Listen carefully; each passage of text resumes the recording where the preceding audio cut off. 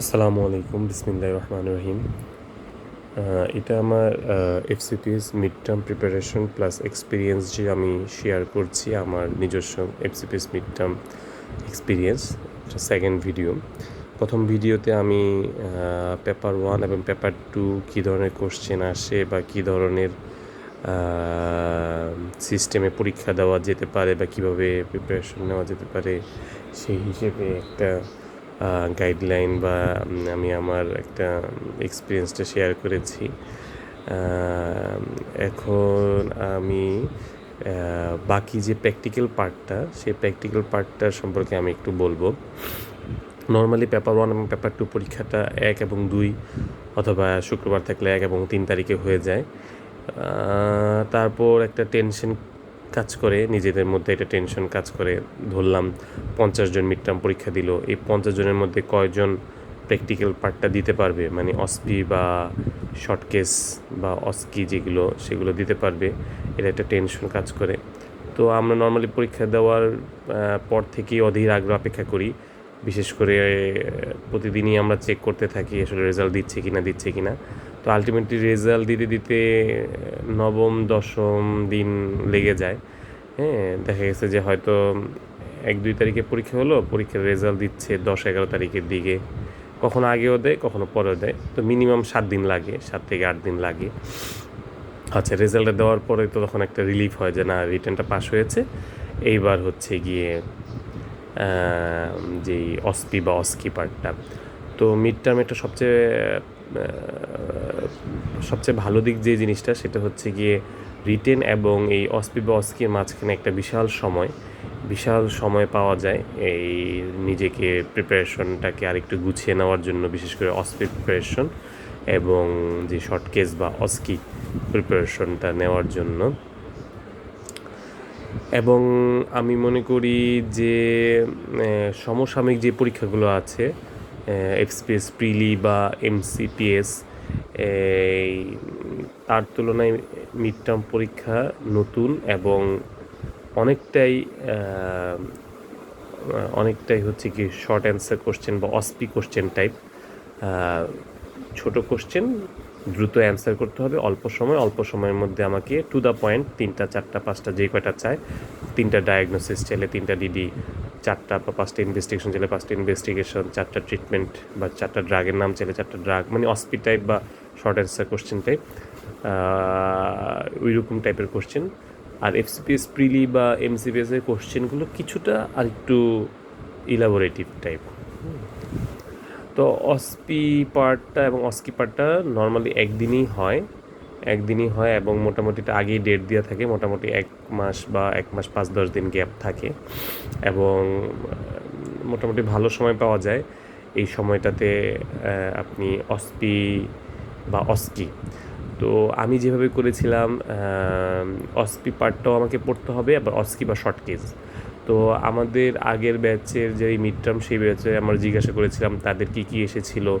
তো অসপি সম্পর্কে আমাদেরকে কিছুটা আইডিয়া দিয়েছিল যে 2টা ইসিজি থাকে, 2টা এক্সরে থাকে, তারপর হচ্ছে গিয়ে 2টা হয়তো ডাটা ইন্টারপ্রিটেশন বা ক্লিনিক্যাল সিনারিও থাকে। তো এরকম কিছু থাকে।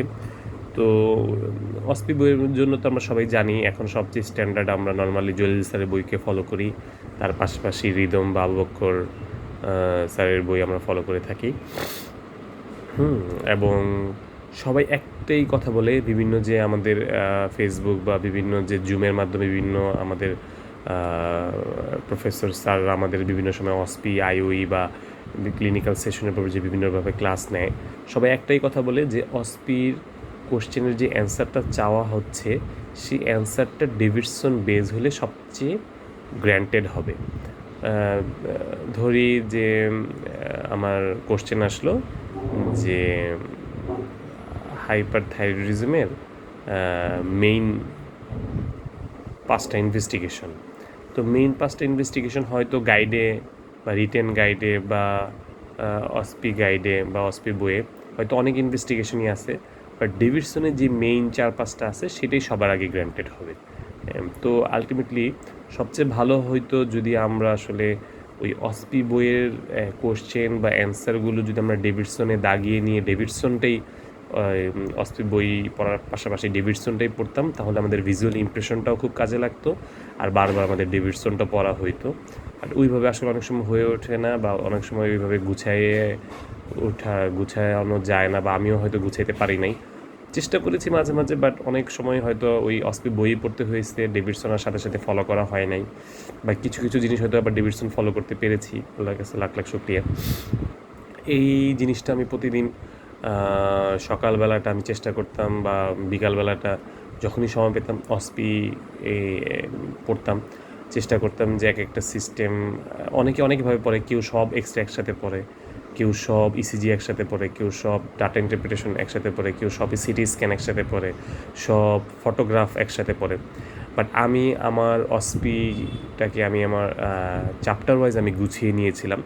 আমি সব কার্ডিওলজি চ্যাপ্টার রিলেটেড, সেটা ইসিজি হোক, সেটা কার্ডিওলজির এক্সরে হোক, সেটা পেরিকার্ডিয়াল ইফিউশনের এক্সরে হোক, সেটা ইসিজি হোক, সেটা ক্লিনিক্যাল সিনারিও হোক, সেটা কাউন্সিলিং হোক, কার্ডিওলজির সবগুলো আমি একটা গুছিয়ে নিয়েছিলাম।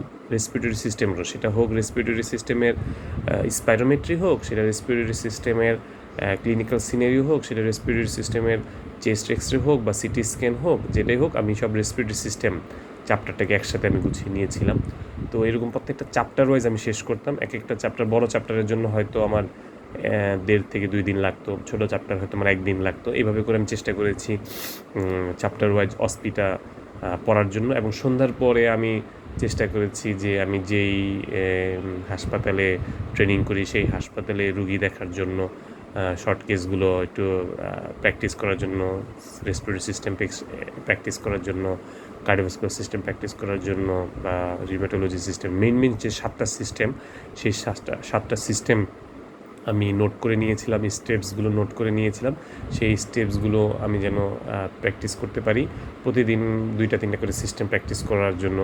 ফাইন্ডিংস অনেক সময় পেশেন্টের থাকতো, অনেক সময় পেশেন্টের ফাইন্ডিংস থাকতো না। তো চেষ্টা করতাম অ্যাটলিস্ট স্টেপসগুলো যেন আমি পারি, কারণ আমার আইডিয়া ছিল যে আমাদের যে অস্কি পার্টটা সেটা হলো স্ট্রাকচার কোশ্চেন, তো মানে ওই এফসিপিএস ফাইনাল পার্টের মতো যে ডায়াগনোসিস হইতে হবে এরকম কিছু না। ডায়াগনোসিস আমার হয়তো এমআর নাকি অ্যাওর্টিক স্টেনোসিস নাকি মাইট্রাল স্টেনোসিস আমি হয়তো বুঝতে পারতেছি না, বাট কখন আমাকে শ্বাস বন্ধ রাখতে হবে, কখন দম বন্ধ রাখতে হবে, কখন বাম দিকে কাত করতে হবে, কখন বেল দিয়ে শুনবো, কখন ডায়াফ্রাম দিয়ে শুনবো, কোন এরিয়াতে শুনবো, এই স্টেপসগুলোতে বেসিক্যালি মার্কিং থাকে। কোনোটাতে 0.5, কোনোটাতে 0.25, কোনোটাতে 1, এরকম করে মার্কিং 10। তবে খেয়াল রাখতে হবে অস্পিতে যেমন 10টা স্টেশন থাকে, 10টা স্টেশনে 5-10 50, আর অস্কি যেটা আমরা শর্ট কেস বলতেছি সেইখানেও 10টা স্টেশন থাকে, 5টা স্টেশন থাকে, 5টা স্টেশনে 5-10 50, মানে দুইটাতেই 50, কিন্তু এই শর্ট কেসের স্টেশনগুলোর ভ্যালু বেশি, এক একটা স্টেশনে 10 মার্ক, হ্যাঁ, মানে 10-এ 6 হলে পাস। আরেকটা জিনিস খেয়াল রাখতে হবে যে দুইটা মিলিয়ে পাস, মানে আপনি যদি অস্পিতে 10টা স্টেশনে আপনি যদি ধরেন 50-এ আপনি এক একটা স্টেশন এক তো কমন পড়লো, এবং আপনি ভালোভাবে অস্পি প্রিপারেশন নিলেন, আপনি 5-এ 3.5 বা 4 করে পেলেন। তো 5-এ যদি 4 করে আপনি ধরেন 8টা কোশ্চেনে আপনি 5-এ 4 করে পেলেন, তাহলে 4-8 32, আর বাকি 2টা কোশ্চেনে 3 করে পেলেন, তাহলে 32 আর 6 38, তাহলে 30-এ পাস। আপনার এখানে 8 এক্সট্রা, আপনি 8 বেশি পাইলেন, তার মানে আপনার বাকি যে ওই 50-এ আপনি অস্কিতে যদি কোনো একটা দুইটা শর্ট কেসের স্টেশন খারাপও হয়, আপনি যদি ওখানে ধরেন 50-এ 25 পান, তাও আপনার এইখানে 8 এক্সট্রা আছে, তার মানে আপনার আরও আপনাকে কাভার করে দিবে, মানে আপনি ইজিলি আপনি পাস করে যাচ্ছেন। তো অস্পিটাকে যেহেতু অস্পি বইয়ের সাথে অনেক কমন পড়ে, এবং স্যাররাও বিভিন্ন যে ক্লাসগুলো নিয়েছে ইন্টারনেটে বা জুমে, সেখান থেকেও অনেক কমন পড়ে। তো সেখান থেকে ওই অস্পি কোশ্চেন যে জুমের যে বিভিন্ন স্যাররা বিভিন্ন সময়ে ফেসবুকের বিভিন্ন গ্রুপে বিভিন্ন লাইভে ক্লাস নিয়েছে, সেইখান থেকে কমন পড়ে, আবার বই থেকেও সরাসরি কমন পড়ে। তো অস্পিতে আপনি 8-10 নাম্বার বেশি পাওয়া সম্ভব। আমি মনে করি আমি অস্পিতে আমি হয়তো 8-10 বেশি পেয়েছিলাম, যেটা কিনা আমার এই অস্কিতে আমাকে হেল্প করেছে। হ্যাঁ, তো আমি আমার যে অসপি যে 10টা কোশ্চেন ছিল সেগুলো আমি এখানে লিখে রেখেছিলাম। আমি আপনাদেরকে দিয়ে দিব। অসপি কোশ্চেন এবং ওই অস্কি কোশ্চেন একদিনই হয়। আপনাকে ওই আমাদের যে ইনস্ট্রাকশনটা ছিল যে সকাল 8টার মধ্যে চলে যেতে হবে, সেখানে ফার্স্টে অডিটোরিয়ামে বসায়, পরে অডিটোরিয়ামে হালকা একটা ব্রিফ দেয় 5-10 মিনিটের, তারপর ওখান থেকে অসপিতে নিয়ে যায়। অসপি শেষ হওয়ার পরে আধা ঘন্টা আবার একটা গ্যাপ থাকে, আধা ঘন্টা গ্যাপের পরে ওই শর্ট কেস বা অস্কি শুরু হয়।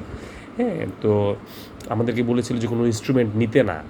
তো ইনস্ট্রুমেন্ট নিতে না মানে ওই শর্ট কেস করার জন্য যে ইনস্ট্রুমেন্টগুলো লাগে সেগুলো ওই স্যাররা ওখানে রেডি রাখে।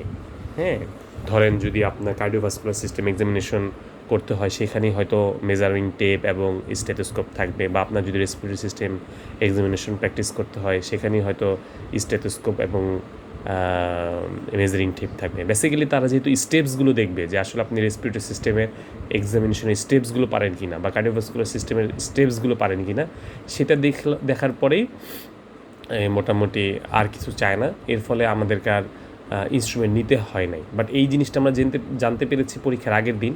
বাট আমরা মোটামুটি ফুল এফসিপিএস ফাইনাল পার্টে যেভাবে শর্ট কেস হবে সেই সেই চিন্তা করেই আমরা প্রিপারেশন নিয়েছিলাম। কীভাবে ক্রসিং করবে, কীভাবে আমি আমার শর্ট কেসের ফাইন্ডিংটা স্যারকে বলবো, ওইভাবেই করেই আমরা বিশেষ করে প্রিপারেশনটা নিয়েছিলাম। একটা করে শর্ট কেস এক্সামিনেশন করতাম, হয়তো কার্ডিওভাস্কুলার সিস্টেম বা রিউমাটোলজিক্যাল সিস্টেম বা আপার লিম্ব এক্সামিনেশন বা লোয়ার লিম্ব এক্সামিনেশন, তারপর একটু ফাইন্ডিংটা বলতাম। ফাইন্ডিংটা বলার পরে হয়তো 2-4টা ক্রসিং করতাম নিজেরা, হয়তো আরেকজনের সাথে যেতাম, তার সাথে আমি ক্রসিং করতাম। এইভাবে জাস্ট একটু মনের মতো একটু সাহস বাড়ানো আর কি, আর কিছুই না। বাট যখন বা ফান্ডাস দেখার একটু প্র্যাকটিসটা, ফান্ডাসের ফাইন্ডিংটা বলা, এই আর কি। তো এইভাবে আমরা এই যে 1 মাস সময় পেয়েছিলাম, 1 মাসের মধ্যে মোটামুটি 2-3 সপ্তাহ কন্টিনিউয়াসলি সন্ধ্যার পরে আমরা ওয়ার্ডে যেতাম। সন্ধ্যা 7টা থেকে রাত 10টা পর্যন্ত এই মিনিমাম 3 ঘন্টা আমরা ওয়ার্ডের পেশেন্ট দেখতাম। আর সকাল বা বিকালের দিকটা আমি বিশেষ করে অস্পিরা পড়তাম। তো অস্পির কোশ্চেনগুলো মোটামুটি ওই যে বই থেকে বা স্যারদের যে বিভিন্ন সময় যে বিভিন্ন ক্লাস নিত সেখান থেকে মোটামুটি কমন পড়েছিল। আর অস্কি স্টেশনগুলো আমি লিখে রেখেছি, সেটাও আমি গ্রুপে দিয়ে দিব। অস্কি স্টেশনে আমার আগের বারের ছিল জয়েন্ট এক্সামিনেশন, বা একটা ছিল হিস্ট্রি টেকিং ছিল আগের বার, জয়েন্ট আর্থ্রাইটিসের হিস্ট্রি নেওয়া। একটা ছিল কার্ডিওভাস্কুলার সিস্টেম এক্সামিনেশন ছিল আমার আগের বার। তারপর একটা জয়েন্ট এক্সামিনেশন ছিল, একটা ছিল হিস্ট্রি, আরেকটা ছিল প্রসিডিউর। তাদের ছিল মনে হয় ছিল প্রসিডিউর, এই যে ডেঙ্গু ফিভারে আমরা যেটা দেখি টনিক ওয়েট টেস্ট, এরকম একটা প্রসিডিউর ছিল।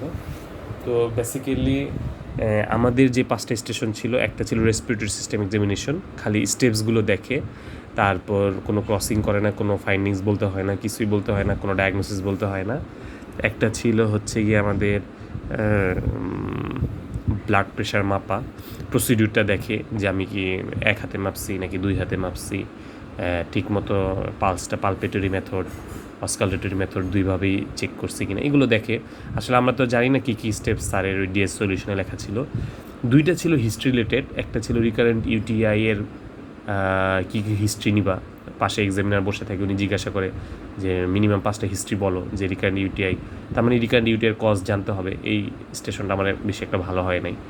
আরেকটা ছিল হচ্ছে কি ওই ক্লিনিক্যাল সিনারিও, যে তার ডায়রিয়া হচ্ছে গত 3 মাস 4 মাস ধরে ওয়েট লস আছে, সাথে ব্লিডিং আছে, পাররেক্টাল ব্লিডিং বা ব্লাডি ডিসেন্ট্রি বা এরকম কিছু একটা ছিল, তোমার কী কী হিস্ট্রি নিবা। তো এটা মোটামুটি কিছুটা ভালো হয়েছিল। বাট ওই যে বললাম অস্পির মার্কটা এখানে অনেকটা কাভার করে, সেই থেকে একটা বিশ্বাস ছিল হয়তো অস্পির মার্ক হয়তো আমাকে কিছুটা হইলো এই অস্কি বা এই শর্ট কেস স্টেশনগুলোতে কাভার করবে। আরেকটা স্টেশন ছিল হচ্ছে গিয়ে একটা কোমোরবিডিটি ছিল, কার্ডিওভাস্কুলার কোমোরবিডিটি, ডায়াবেটিস, সাথে হচ্ছে গিয়ে এন্ড স্টেজ রেনাল ডিজিজ। এখন শ্বাসকষ্ট নিয়ে আসছে, পালমোনারি ইডিমাও হতে পারে, আবার অ্যাকিউট মায়োকার্ডিয়াল ইনফ্রাকশন হয়ে হার্ট ফেলিয়ারও হতে পারে।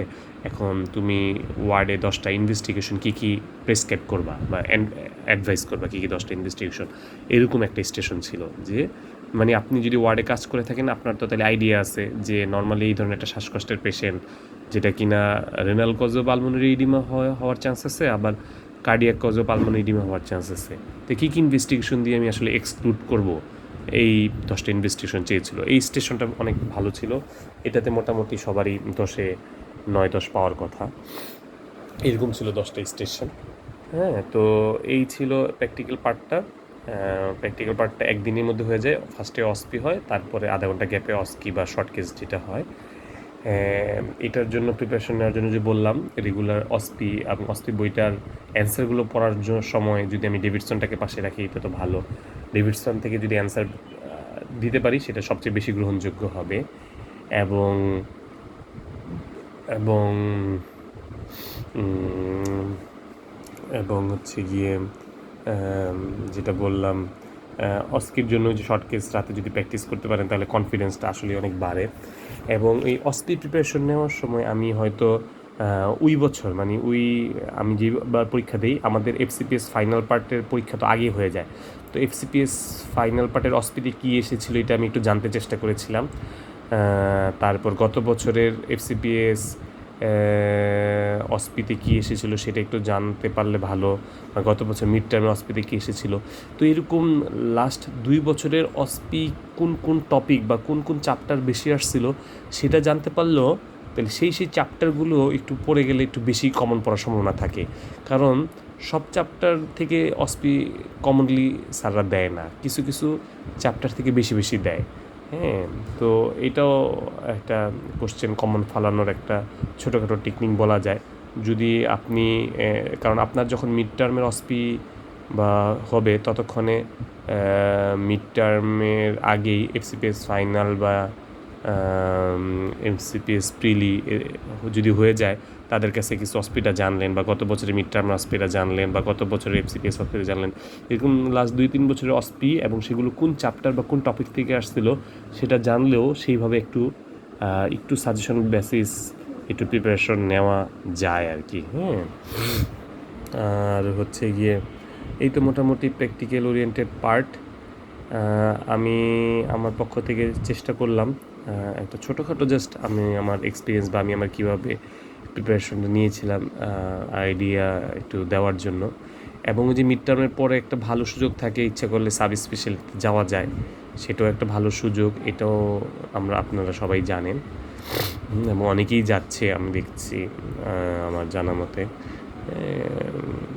খারাপ না, ভালোই। মেডিসিনও যে ক্লাসিক বা রয়্যাল সাবজেক্ট, আবার কেউ যদি মনে চায় না আমি একটু আগেই একটা সাব স্পেশাল যেতে চাই, সেটাও যাওয়া যায়। তারপরও আমার গ্রুপে আপনাদের কাছে আমি যে কোনো সময় যে কোনো কোশ্চেন আমি আশা করব, এবং কোশ্চেন আসলে আমি অবশ্যই অ্যান্সার দেওয়ার চেষ্টা করব ইনশাআল্লাহ। সবাইকে ধন্যবাদ, অনেক ধন্যবাদ। আসসালামু আলাইকুম।